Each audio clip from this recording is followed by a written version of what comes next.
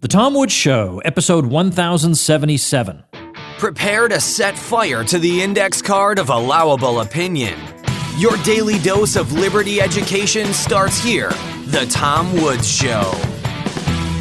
Folks, give yourselves an unfair professional advantage with Skillshare, the Netflix of online learning. Get 3 months access to the over 18,000 classes at Skillshare by going to Skillshare.com/Woods99. Hey everybody, Tom Woods here, talking to Michael Dauma today, who is Assistant Research Professor in the McDonough School of Business at Georgetown University. He's also the director of the Georgetown Institute for the Study of Markets and Ethics, and we're going to talk in particular about his co-edited book, What is Classical Liberal History, co-edited with our old friend Phil Magnus. Michael, welcome to the show. Hey, Tom. Good to hear from you. It's been a long time since you and I have spoken, but I'm glad you're doing well in academia. I mean, the fact that you're in academia at all is a miracle, given how tough the market is and given that, you know, we have somewhat unusual views, and you're doing great, and I could not be happier about that. So I want to talk, I just told people about your book, and we definitely want to talk about that. Let's start off by talking about why you would need to write a book like this. What is it that's going on in academia? This is the fattest softball over the plate I think I have fed a guest in many a week. What is going on in academia that you would need to write a book about classical liberal history? Well, of course, Tom, as you know, there's lots of problems with academia, and I won't get into all of them. I think I'll focus on the history discipline, which is a strong, very highly competitive discipline right now. Too many PhDs for the number of positions out there. And I wouldn't say the entire discipline is corrupt, but there's certain biases in the field. Right. And I wanted to write a book that I felt brought history and historians back to some of their roots, to a lot of issues that were popular in the 19th century, and to a tradition that I felt had been neglected. And so I think, you know, if you go to grad school, you learn that there's different schools of historical thought. You have Marxists that believe in certain things, and progressives and conservatives, and you learn that, you know, history, or the study of history, historiography, changes over time, and there's different schools and different views. And in this, I felt like there was a tradition that was neglected, and that is what I identify with and what I saw as this classical liberal tradition. Now, you have been, I don't know, you let's see, when did I get to know you? You were at the Mises Institute, but it was like 2009, so it's been some 8 years. Okay. It's been a part of the summer there, yeah. And of course, you were one of the relatively rare historians there. The pendulum has really swung back toward economists big time. Okay. So I'm always interested in what a fellow historian is up to. So let me just ask you for a minute about your own work. Now, it's not that to be a good historian from our point of view, you have to be talking about libertarianism 24 hours a day. But, no, certainly not. But I am curious about the extent to which that way of looking at the world has informed your own work. Yeah, certainly. I think there's a number of tools that economists have. And the average historian never bothers to learn these tools or pick them up. And a few of them are pretty profound and pretty useful. I mean, when I look back and just learning about subjective value, recognizing that different people value things in different ways, as an important economic lesson. And if you mention subjectivity with historians, they think about subjectivity of facts. They never think that there's subjective values, or, you know, they don't understand anything about price theory or even basic supply and demand. And so I would say, you know, there is a useful background in history and in neoclassical economics, Austrian economics, that can inform historical writing. I actually wrote an article, which I will link at the show notes page, which is tomwoods.com/1077, where we'll also be linking to your book. I'm going to link to an article I wrote years ago for the Quarterly Journal of Austrian Economics called "What Austrian Economics Can Teach Historians," because I thought that was a useful thing to tell historians about, and also so that I could figure out an answer to the question of what makes you so special. How are you able to have these insights into history that you think other people don't have? Well, it's not because I'm special. It's because the analytical tools are special. It's because I had the good fortune to be exposed to these sorts of things. Yeah. You've been a European historian, is that right? Certainly. Well, I'm an Americanist, but I also study the Netherlands, and That's what I recall you doing. Yeah, that's what was sticking in my mind. so I'm both a Europeanist and an Americanist.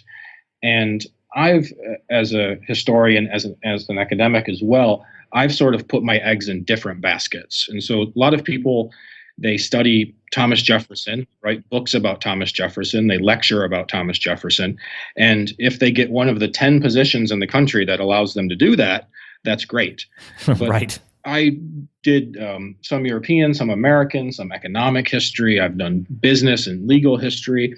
And I think one of my talents is analytic ability to read in new fields and to try to make some contribution in a variety of fields. So I've published quite a few articles now, and this is my third book. I've got a fourth coming out as well, and just tried to remain prolific. And part of it, Tom, is with, like I say, tools.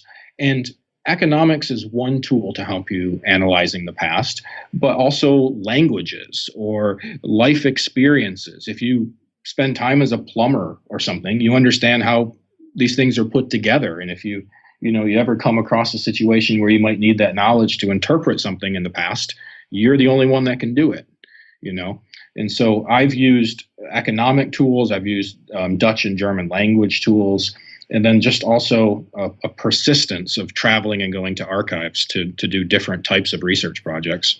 How long have you been at the business school at Georgetown? So this is my third year. I did 4 years of visiting positions at Illinois and in James Madison. And then I was hired here. I'm the director of what's called the Georgetown Institute for the Study of Markets and Ethics. And so I came in as an administrator. This is an administrative position, but I was given an assistant research professor title since I didn't stop publishing. And I think that's a lesson for a lot of people is you don't have to be a professor to be a scholar. You can be a scholar anywhere in any job you have. And I wasn't publishing so that I could make tenure or so that I could impress people. I was doing it because I was interested in it, and it worked out to my benefit. So primarily, I run this institute here at the business school, which studies ethical questions of the marketplace. Think business ethics primarily.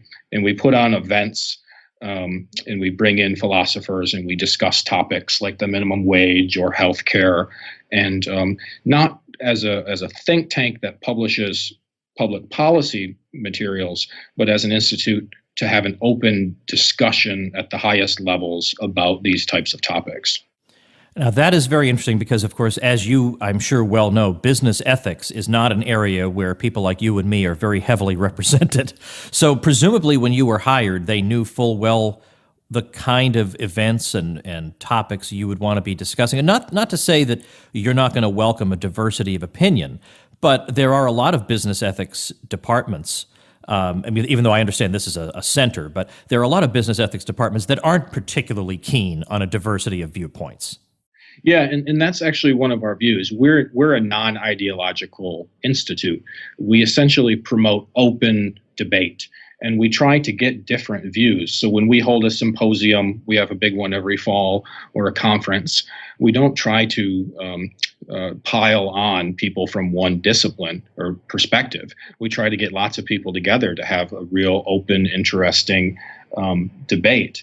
And, and that's always been my view as well. I mean, I'm a classical liberal in the John Stuart Mill sense, in that I think we get towards the truth if we're honest and open with each other and try to get as many perspectives as possible. So I have some controlling or some power in determining events, but it's also the others associated with the institute that propose events, and I help put them on and run them. So it's anybody, even from the outside. If there's professors at other universities that have an idea for an event, we can potentially work with them and set something up.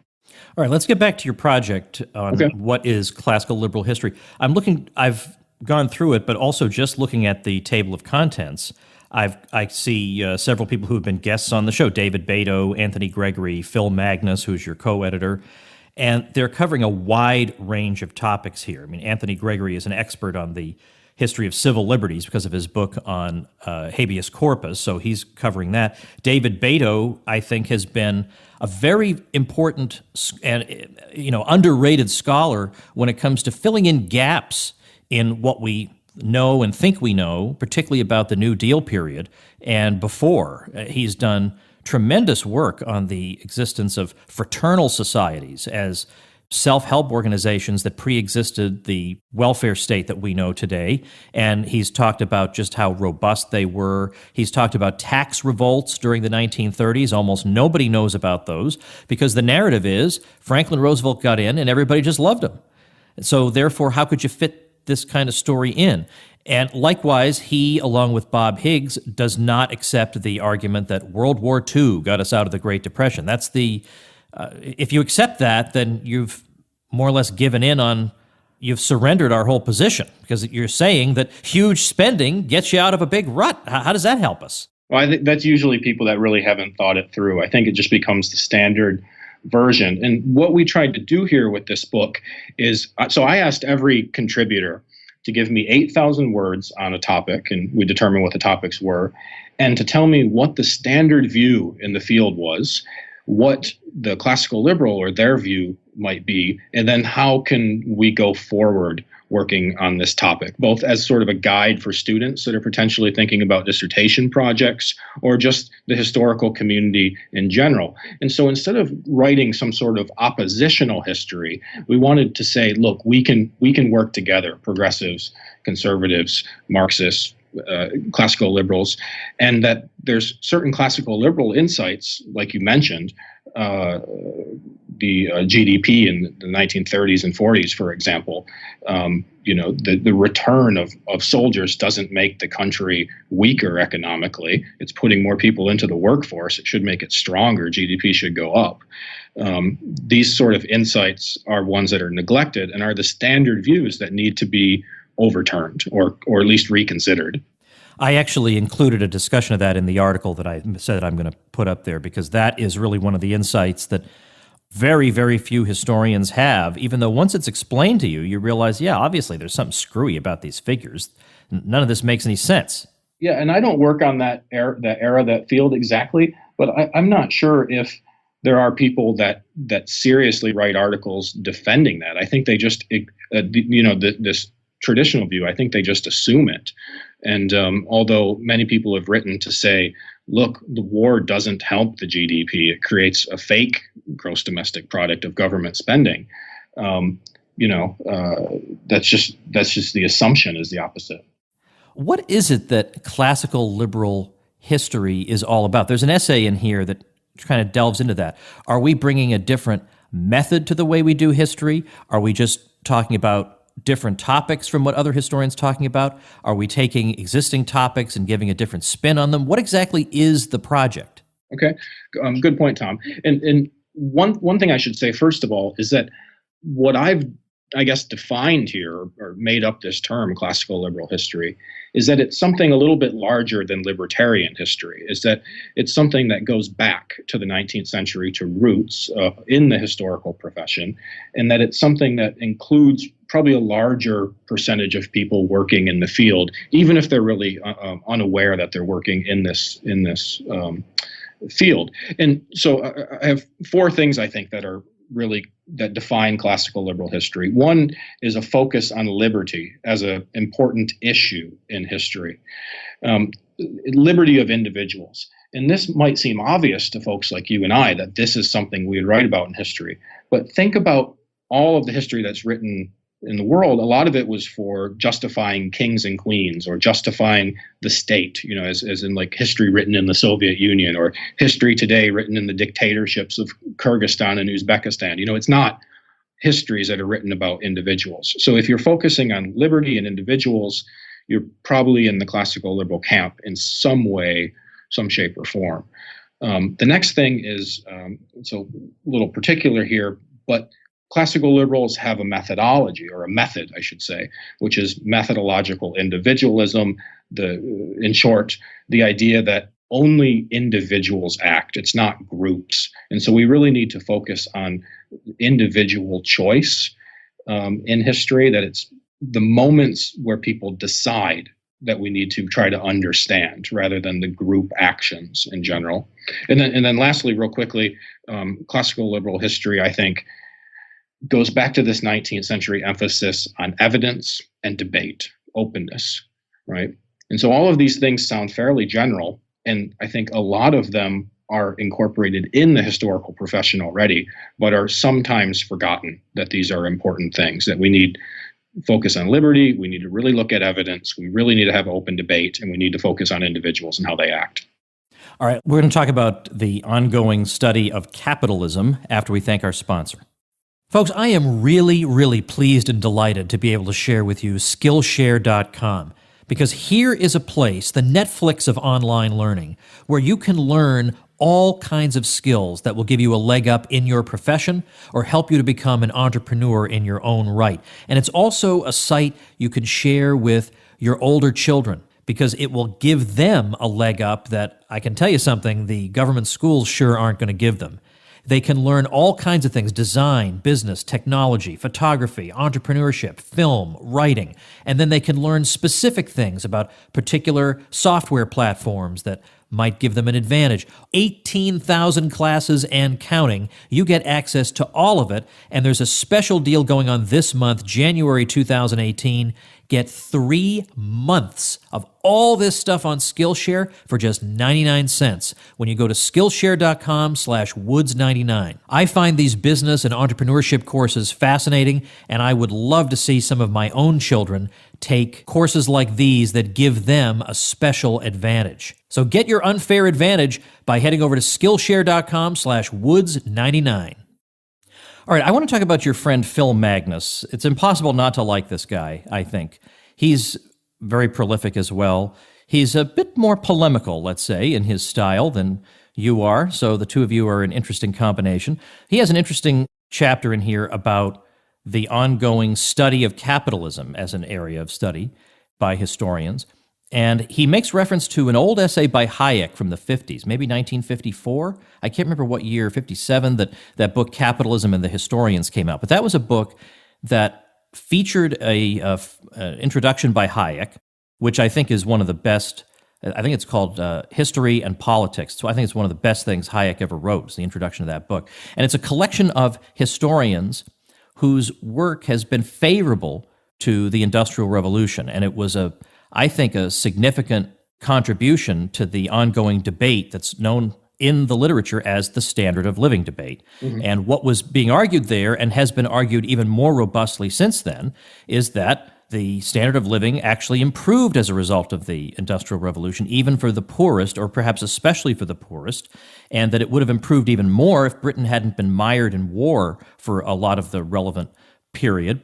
But if you measure it through caloric intake or living space per capita or, let's say, life expectancy or all the sorts of questions you might want to ask, you find that things got better. The reason we're inclined to think they got worse is that we have photographs or we have grisly descriptions, let's say, before the introduction of the camera, of what life was like, and we think, boy, that's much worse than what life is like now. But that's obviously a fallacy. The whole society was much poorer in those days. So this kind of thing is still going on, even though the optimists in that debate seem to have more or less come out on top, because generally the question really is now, when did the standard of living improve? Not so much did it or did it not as a result of the Industrial Revolution. And Magnus makes reference to Deirdre McCloskey's discussion of the Great Enrichment, which is the period of the last 200 years, which is maybe the most astonishing development in all of economic history anywhere in the world, this sustained and incredible increase in the per capita income of the world. We've never seen anything quite like it, and everybody's just sort of ho-hum about it, doesn't even know about it. Yeah, I think this is particularly myopic, short-sighted, in that historians sometimes neglect this. I think writing from the present day, we forget how much has changed in the last 200 years. And we know that our standard of living is much higher today than it was 200 years ago. And yet, if you read a lot of textbooks or history books, they always have a section after there's a lot of economic growth, and there's always a line in there that says, but the rich got richer and the poor got poorer, or things didn't get better for everybody. And I've always thought this is interesting. Now, it's certainly true in the Industrial Revolution in England that there was a lot of poverty and there was a lot of struggle. There was a lot of poverty and struggle before the Industrial Revolution. And but if you take all these textbook examples of people saying things got worse and you line it up, I would almost like to write some sort of satirical article. I've talked about this before with others. The article would be called "And Things Got Worse: A History of the Last 200 Years," proving from the textbooks that we're worse off now than we were in the past. I mean, it's completely illogical if you line these all up to do this. But you're right. So Phil is reigniting or joining into some of these debates that have been recently reignited in the history of capitalism. And it was my other contributor, Hans Eichholz, who a few years ago turned me on to some of these debates. The famous Thompson-Hartwell debate in England, which is now forgotten. Do you know much about that? Do you remember that? E.P. Thompson is the Marxist, and R.M. or Max Hartwell is basically our guy. And I say Hartwell hands down, but of course, what else would I say? Yeah, and I think what happened was it was a long, drawn-out debate, and I think primarily the 1960s. And, we can come at it from different angles and think Hartwell wiped the floor with Thompson or Thompson wiped the floor with Hartwell or whatever. But after a while, Thompson was had to admit that he was wrong about certain things, and E.P. Thompson became the hero of leftist historians. And I think he does some good things, bringing the focus back to common people rather than just elites and things like this. But what's funny or what's strange about it all is how Hartwell is almost completely forgotten. So here's an example of what I'm talking about with this book. Thompson is taught in history programs all over the country is issued as a standard textbook or a standard book to read. And nobody's ever heard of Hartwell anymore. It's a shame. Which is interesting, and it's maybe interesting for students who are listening now. If you go out and get a book by Hartwell out of the library, you read one of his essays, you're going to be reading something that chances are, or there's a pretty darn good possibility your teacher or your professor will not have read and won't really, maybe knows the name, but possibly not. And in fact, I remember my junior year of college, we were doing a seminar that included the topic of the Industrial Revolution, and I said, I'd like to bring in a reading, please. I'd like to bring in, and I don't know if I was allowed to do this copyright-wise, but I photocopied the Hayek essay that we talked about, and I had everybody read that. Now, of course, you're not going to win points with your friends in class when you bring them extra reading to do. So I knew I was taking a risk by doing it, but I thought, they're not even going to hear about this. Yeah. If I don't do it. Now, you know what's also interesting about your book? The Jonathan Bean essay on civil rights I thought was interesting because he reminds us of how, again, non-cartoonish real history is. The cartoonish version is there were bad guys and good guys, and we can easily distinguish who was who. Now, in some cases in history, obviously you clearly can. But like, for example, when it comes to labor unions versus minorities, well, a progressive today would think those are all good guys. Yeah. But when you look more closely, you realize that the labor unions in the United States and around the world were very often organizing and implementing policies whose express purpose was to push minorities out of competition with them and out of the market. Or we have evidence that the minimum wage was intended to have the same effect. Or we have evidence that occupational licensing was intended to have the same effect. Now, I don't introduce that so we can then turn around and say, Democrats are the real racists, because I don't find that persuasive. I think it's a dumb line of argument. But it just goes to show how rich and interesting history is. And it can also help people stop and think, wait a minute, maybe good intentions aren't enough, or just assuming that my heroes are just out there with capes on to make everybody better off is simplistic. And that can sometimes be the door that opens other doors to independent thinking. Well, you're right. And I think there's a lot of even sort of more mainstream historians, we're in the mainstream. I'm trying to reclaim classical liberalism as the mainstream here, as the origin of the historical profession.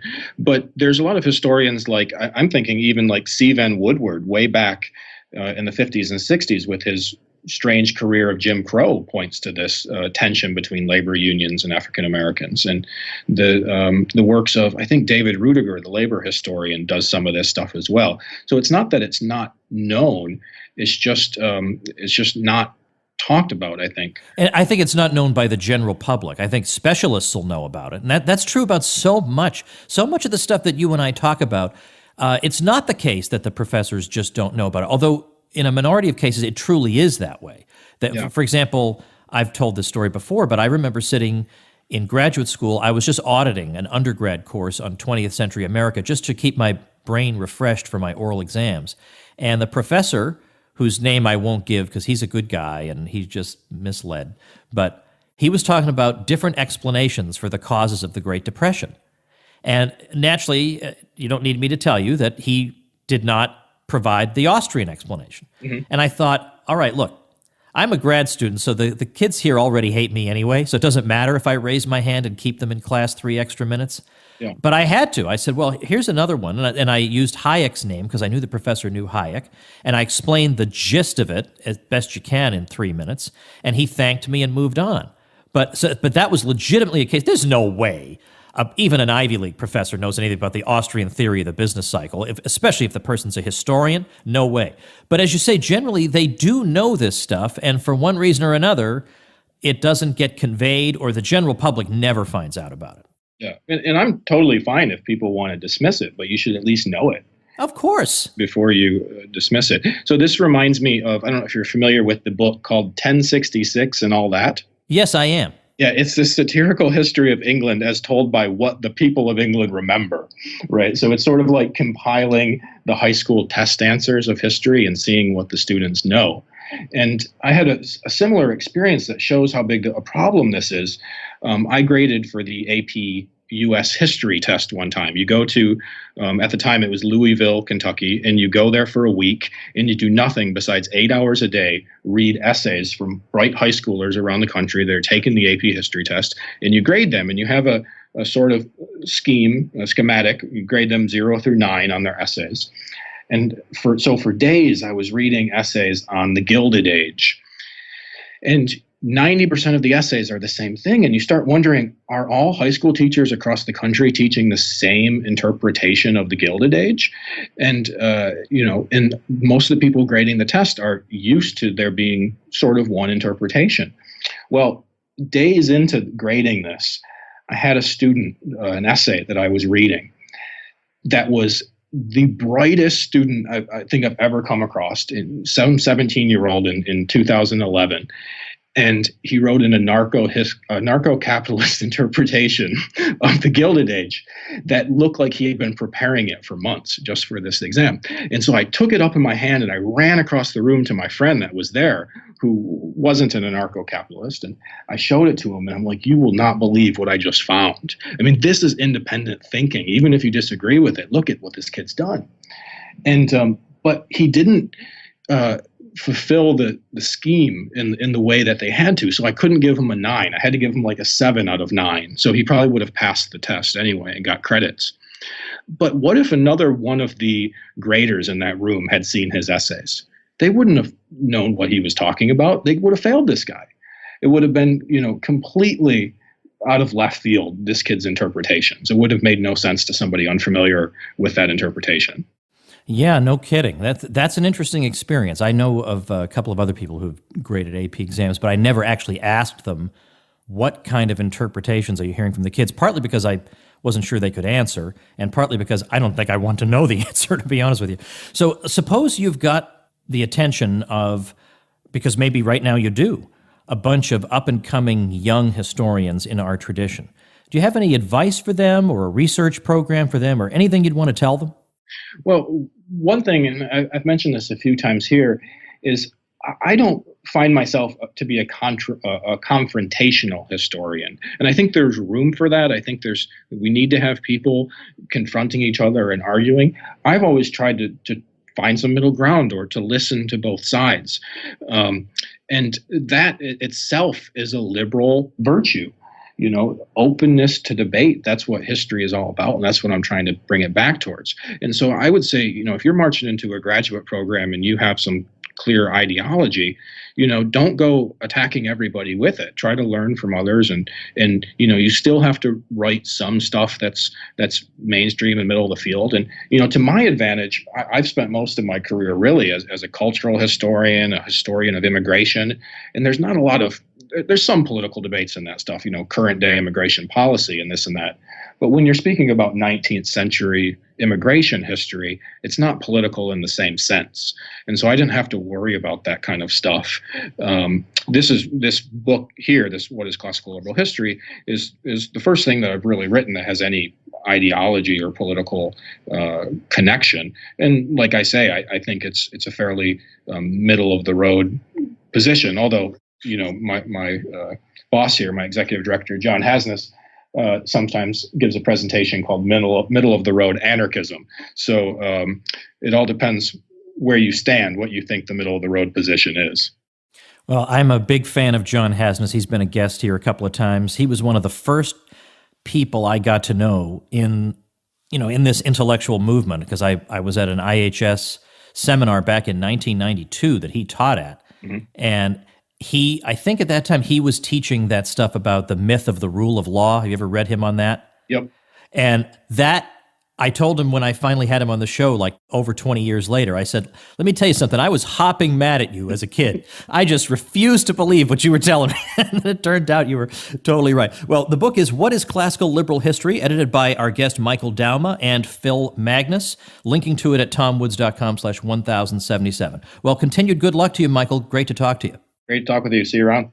All right, everybody, that's going to do it for today. Missed a day or two over the past couple of weeks, but remember, I've just moved into a new house just down the street, and although moving down the street is not quite as annoying as moving across the country, it's still pretty darn annoying. So I'm still here, and we're still putting episodes out, so next week we should be completely normal. And of course, Contra Krugman at ContraKrugman.com will be going on as usual. We will always have something to say with Paul Krugman. So check that out at ContraKrugman.com, the sister podcast of this one, and see you next week. Become a smarter libertarian in just 30 minutes a day. Visit TomWoods.com to subscribe to the show for free, and we'll see you next time.